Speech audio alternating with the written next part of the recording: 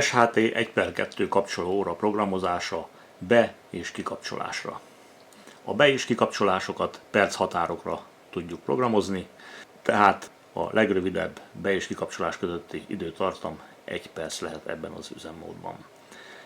Felhasználható különböző készülékek és fogyasztók előre programozott valós idejű kapcsolására, mint például öntözőrendszerek, redőnyvezérlések, templomi harangok, lépcsőház szellőztetések működtetése, stb.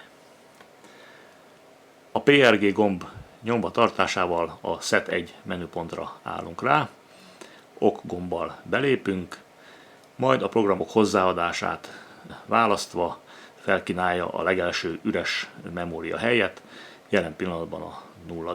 memória helyet a 100-ból.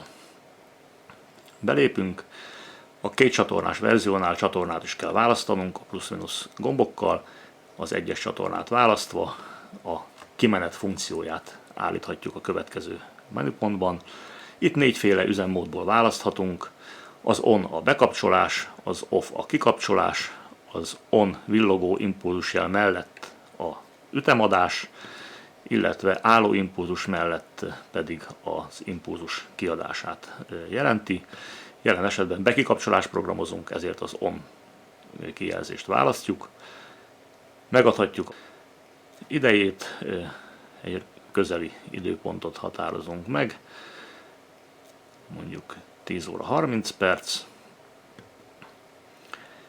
A következő felületen felkínálja, hogy a hét napjain engedélyezzük-e az itt beállított időprogram működését, vagy nem engedélyezzük. Jelen pillanatban hétfő, kedd, szerda, csütörtök, péntekre engedélyezzük, szombatra és vasárnapra letiltjuk.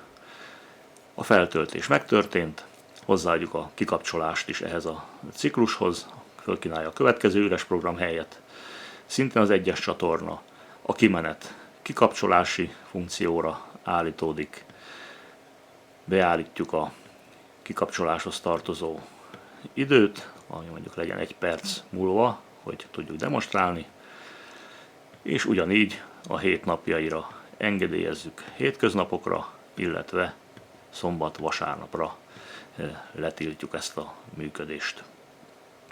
Az Escape gombbal alapképernyőre állunk, és kivárjuk, amíg bekövetkezik a 10:30, és az 1-es csatornának be kell kapcsolnia.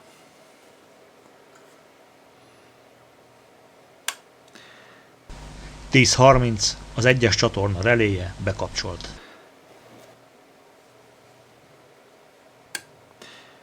Eljött a 10:31, a kikapcsolás időpontja, a kapcsolóra kikapcsolt. Az alsó sávban látjuk, hogy ezen a napon a délelőtt időszakban egy fekete szegmens jelzi, hogy itt időprogram van beállítva.